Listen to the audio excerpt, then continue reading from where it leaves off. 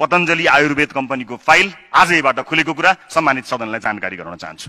भुटानी शरणार्थीको बन्द भएको फाइल खुल्ने तयारीमा छ। बाल मन्दिरको फाइल बन्द भएको छैन, स्काउटको फाइल बन्द भएको छैन, बाँसबारीको फाइल बन्द भएको छैन, खुलिसकेको छ। टिकापुरको फाइल खुलिरहेको छ, काम भइरहेको छ त्यसमा।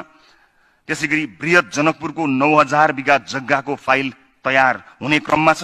त्यो मात्र होइन, कुनै पनि कालखण्डमा भएका भ्रष्टाचारहरूलाई अनुसन्धान गर्नको निमित्त 25 वटा पुराना फाइलहरूलाई एकत्रित गर्दै एउटा शक्तिशाली आयोग गठन गर्ने बजेटको व्यवस्था यसै पटकको बजेटमा व्यवस्था भएको छ। बजेट पास भएको 2 महिनाभित्र विगतमा भएका 25 वटा काण्डहरूको फाइल तयार गर्नको निमित्त एउटा शक्तिशाली आयोग बन्न लागेको कुरा सम्मानित सदन मार्फत सबैलाई जानकारी गराउन चाहन्छु।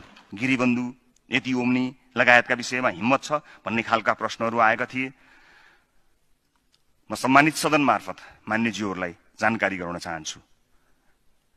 नेपाल प्रहरीलाई र नेपाल प्रहरीले केन्द्रीय अनुसन्धान ब्युरोलाई गिरिबन्धु टी स्टेटका बारेमा उजुरी माग्नको निमित्त सदनमा कुरा उठ्नुभन्दा हप्ता दिन अगाडि नै मन्त्रालयले स्पष्ट निर्देशन दिइसकेको छ र केन्द्रीय अनुसन्धान ब्युरो गिरिबन्धु टी स्टेटको उजुरीको प्रतीक्षा गरेर बसिरहेको छ। रोगीलाई